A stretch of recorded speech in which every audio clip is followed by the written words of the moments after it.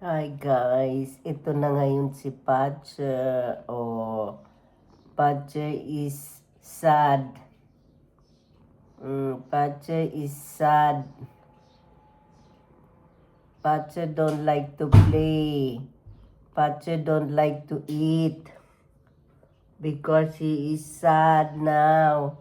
Early in the morning. So sad. Don't want eat. Don't want playing. Don't want to come to mama. Yung kutsu. Naglalambing siya. Mama. I'm sad. Say hello, hello. Hello, this is my pache. So, pachula. Bye-bye na, baby loves.